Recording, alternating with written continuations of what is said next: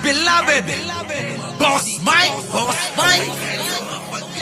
Cervera. There may be sometimes na proyekto naman na dahil po nagkagulo, hindi na po nakolekta sa kanila. Meron po Sir Kiko? ganun.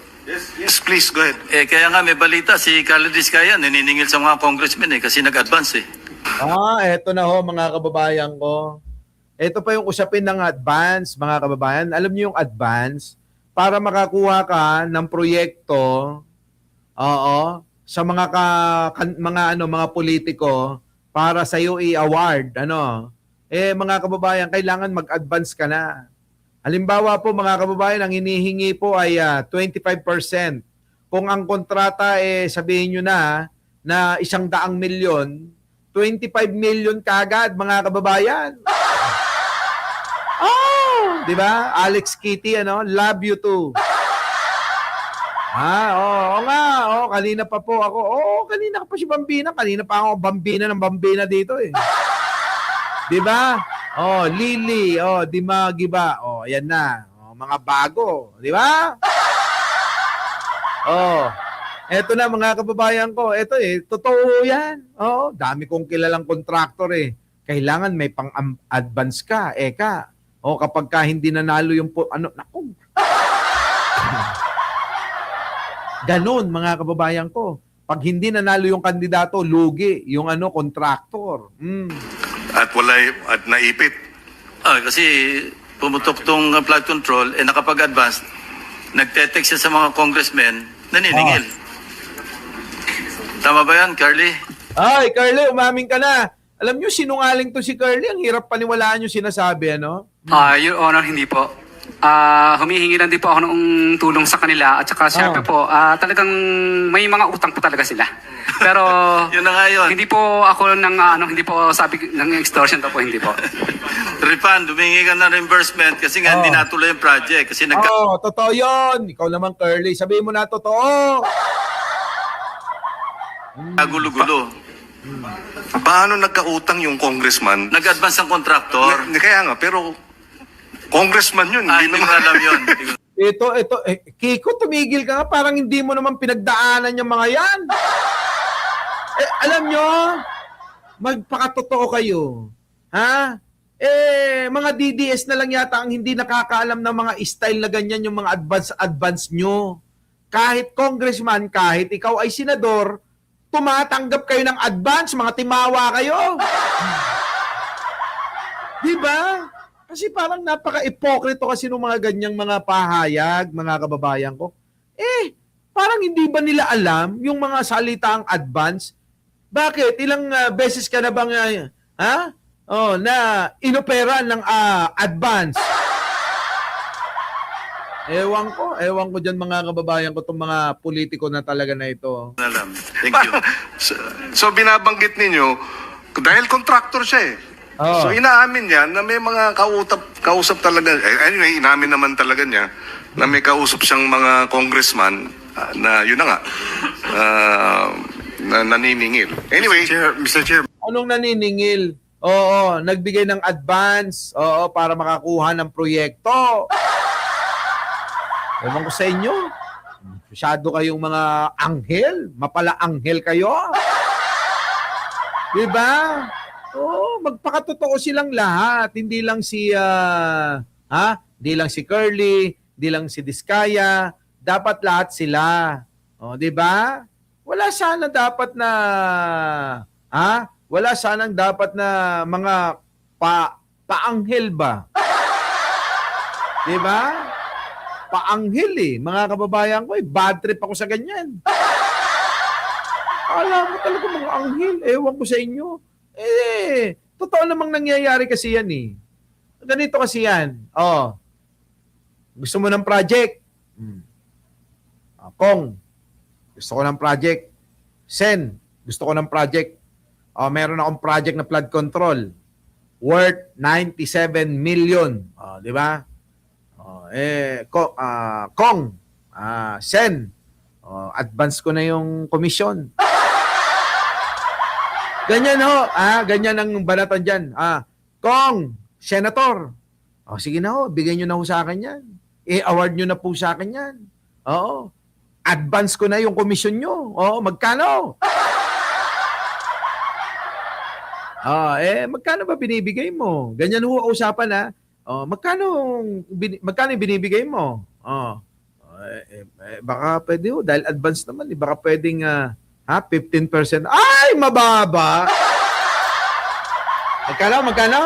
Magkano? 15%, Senator. Ay, mababa! Hindi na. Doon na lang. May nag-offer sa akin doon. Ang offer sa akin doon, 30%. Kung, Sen, advance naman nito sa kanila. Kailangan tapusin pa yung proyekto bago nyo makuha. Sa akin advance naman Sige na, huwag ka na magtampo. Hindi, hintayin ko saglit lang naman yun. 2 buwan, 3 buwan lang naman yun. 30% yun. Di ba? Sige na kung, kahit na, sige na. Yung pinakasagad na, 25%. Ito na yung advance, makukuha mo na ngayon. Mabibigyan mo na yung kabit mo. Di ba? Kung ano yun, 100 million, di may 25 million. Taka na, nanginginig pa yung mga politiko na yan. Dala mo na ba? Dala ko na po, nasa sasakyan. Ilagay mo sa kahon. Kahon ng sardinas, ha? O kaya, kahon ng tuyo. Oo, yung mga ganun, ha? Para hindi halata, kunyari, nakalagay sa saan? Sa mga ganyan, hindi halatang pera.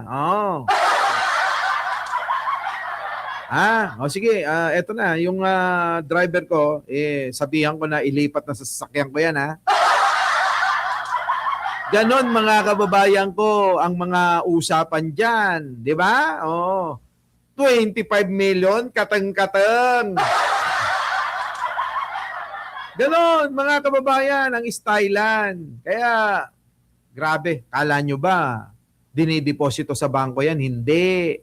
Oo, kasi-kasi. Kasi-kasi ang pagbibigay ng mga pera dyan.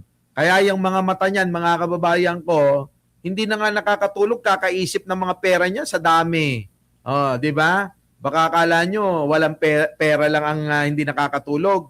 Yung mga marami, sandamuka lang pera, hindi rin sila nakakatulog ng husto. Bakit, Boss Mike? Di ba dapat makatulog ka ng maayos kapag marami kang pera? Ay, naku! Ang iniisip nung paano ko pa kaya dadagdagan nito? Ano kayang susunod na nanakawin ko? Ano kayang rarakiting ko?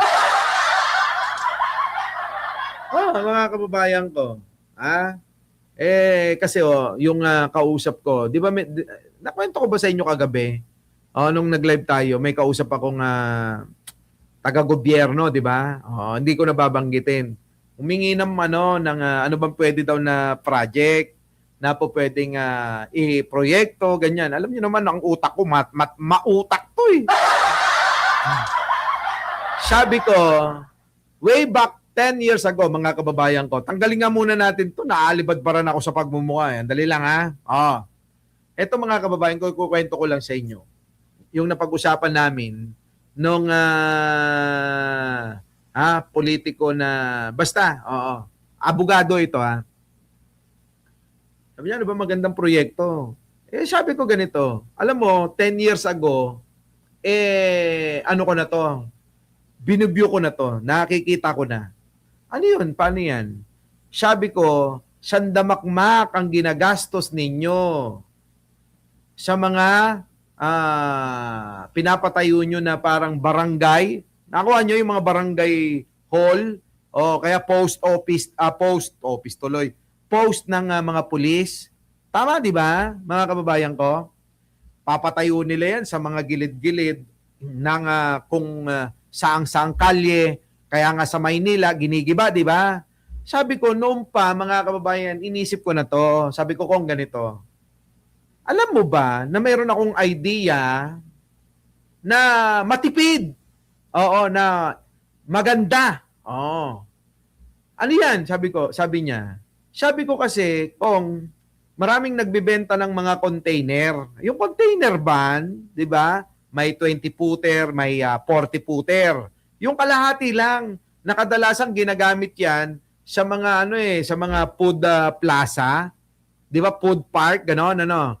Napakasimple na, no? Lalagyan mo lang ng aircon, pipinturahan mo, lalagyan mo ng sticker, police, PNP, ganyan, ano.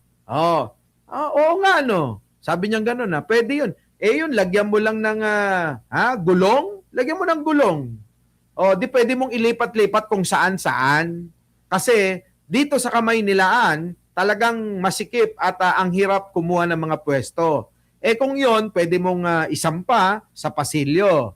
Pero hindi yan yung climax na naisip ko. Hindi ba? Sabi, hindi ba? Ano yun? Sabi niya ganon. Sabi ko ganito, kung mayroon akong nakita sa pamamasyal ko sa ibang bansa na pwede nating gayahin. Pero eto, nakita ko lang, isa lang. Pero sa ating kasi pwede nating gawin to sa lahat ng kantot sulok ng ating bansa. Ano yun? Yung mga kababayan, yung ano ba yun? Yung ilaw ng pulis, pula, asul, puti, na gumaganon-ganon. Blinker ba yun? Yung blinker, mga kababayan, meron po kasing mga halos singlaki ng 1 metro. Sa bawat mga container na gagawin mong post ng mga pulis, barangay tanod, o ng kahit barangay, lagyan natin ng ganon para malayo pa lang, tanaw na ng mga kababayan natin kung meron silang problema at kailangan nilang magsumbong, abay, alam na nila agad. Ayun, yung umiilaw, yun, yung pulis, di ba? Umiilaw yun, gumaganon-ganon. Tuloy-tuloy yun, mga kababayan. Sa gabi, nangyayari ang krimen. Kaya, madali ka na lang tumakbo kung saan yung may umiilaw ng ganon. Ngayon, mga kababayan, kung hindi ka taga dun sa lugar na yon, kahit na nandiyan lang, 3 dipa na lang, hindi mo pa alam na post pala ng mga pulisyan. Tama, mga kababayan? Ngayon, alam nyo ba, magkano lang yun? Sabihin mo, mga kababayan, nagkakahalaga ng 5,000 yung ilaw na yun, 5,000 ha? 5,000. Yung container van, sabihin mo na, kasama na pintura, ayos, aircon. Mga kababayan, hindi ka aabot ng 50,000. Meron kang magandang ganon. Alam nyo ang ginagawa ng mga hinayupak na mga politiko? Magtatayo ng konkreto, 7 million, 10 million, 15 million, 20 million. Anong klase yan? Di ba? Anong klase yan? Ang laki-laki ng ginagastos, mga kababayan, tas gigibain lang.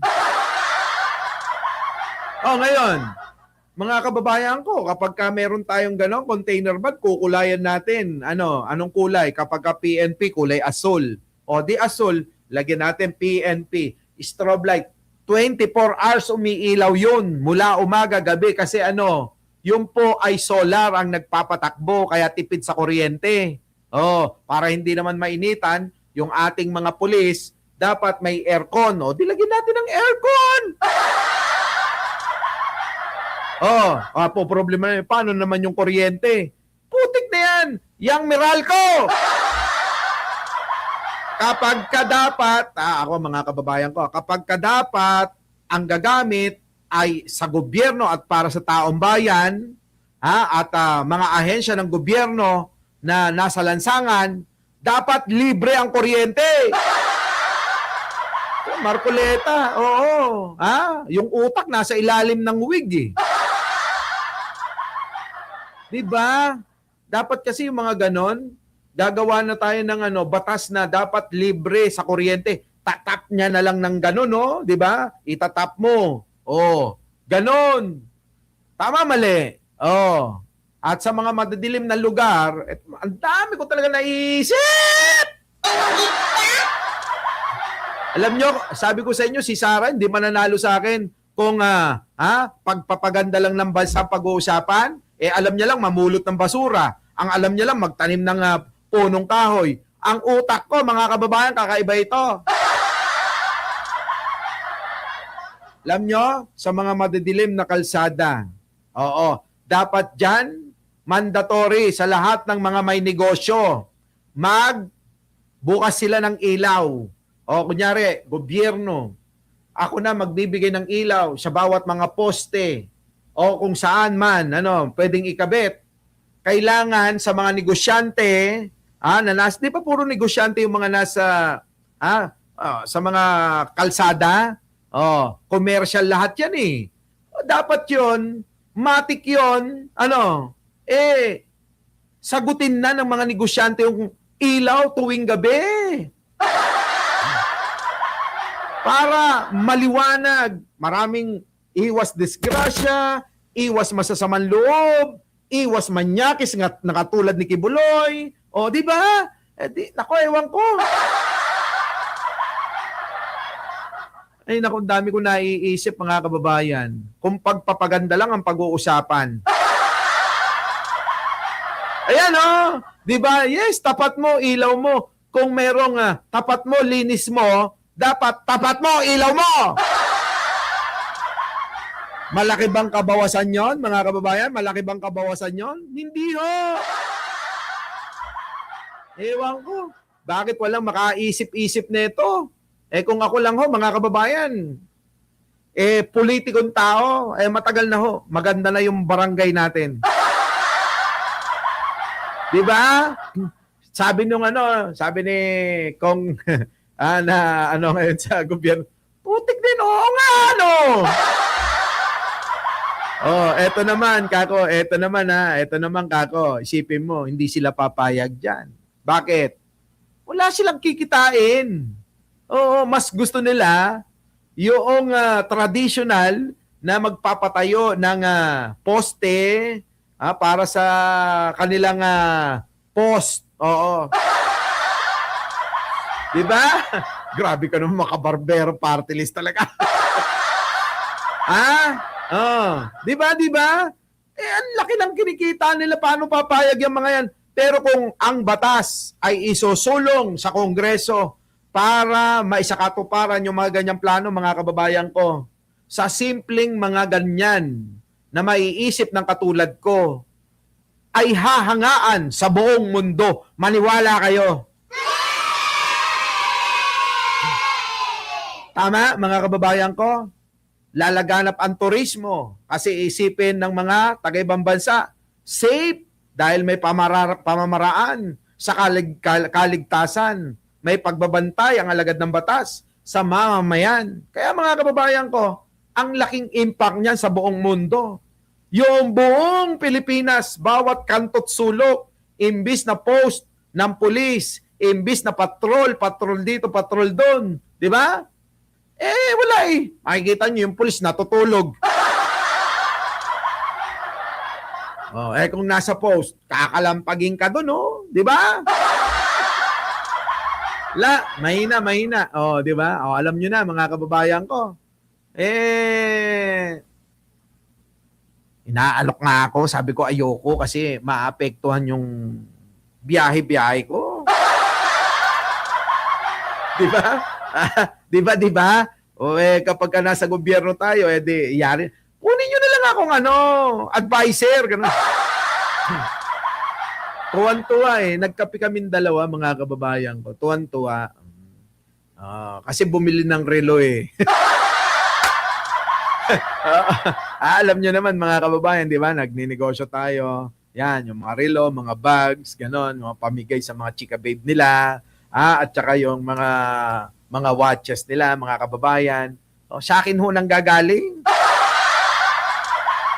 Kaya, kwentuhan, doon po napunta. Sana, sabi niya, pwede yan Pwedeng i-adapt yan ni John Vic Remulla. Yung mga malalaki ho, mga kababayan ko, meron na hong gano'n. Gandang tignan. Oo. Ang gandang tignan, mga kababayan. Yung pong inyong barangay, may ganon. Oo, bawat kanto't sulok. Nako! para sa kaligtasan, para sa seguridad ng marami nating kababayan, hindi na kailangan magpatayan para takutin ang mamamayan. Hindi na ho kailangan yun. Hindi na po pwede yung ginawa ni Digong, patay dito, patay doon para matakot, hindi kayo lumabas. Magkulong kayo sa bahay nyo. Hindi ho.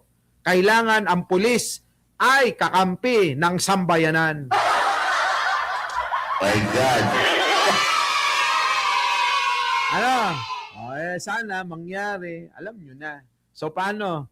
Haba na ng live natin. Ay ba nako? Kung si Robin Padilla lang, si Bato lang, si Bongo lang, hindi mananalo ng utak ko yun.